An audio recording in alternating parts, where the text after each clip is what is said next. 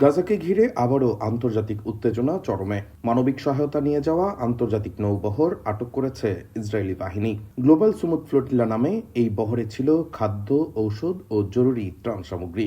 বিভিন্ন দেশের মানবাধিকার কর্মী, ডাক্তার এবং অ্যাক্টিভিস্টরা গাজার মানুষের কাছে সহায়তা পৌঁছে দিতে রওনা হয়েছিলেন, কিন্তু গাজায় পৌঁছানোর আগেই আন্তর্জাতিক জলসীমায় অভিযান চালায় ইসরায়েলি নৌবাহিনী। কয়েকটি জাহাজ আটক করা হয় এবং অংশগ্রহণকারীদের গ্রেফতার করে নিয়ে যাওয়া হয়।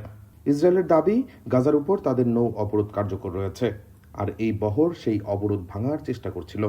অন্যদিকে মানবাধিকার সংগঠনগুলো বলছে এটি ছিল সম্পূর্ণ মানবিক মিশন এবং আন্তর্জাতিক আইন লঙ্ঘন করে অভিযান চালানো হয়েছে। এরই মধ্যে আটক অ্যাক্টিভিস্টদের একটি ভিডিও সামাজিক মাধ্যমে ছড়িয়ে পড়েছে। ভিডিওতে কয়েকজনকে হাত পা বাঁধা অবস্থায় দেখা যায়, যা নিয়ে বিশ্বজুড়ে সমালোচনা শুরু হয়েছে। তুরস্ক সহ ইউরোপের কয়েকটি দেশ ইতোমধ্যে ইসরায়েলের কাছে ব্যাখ্যা চেয়েছে।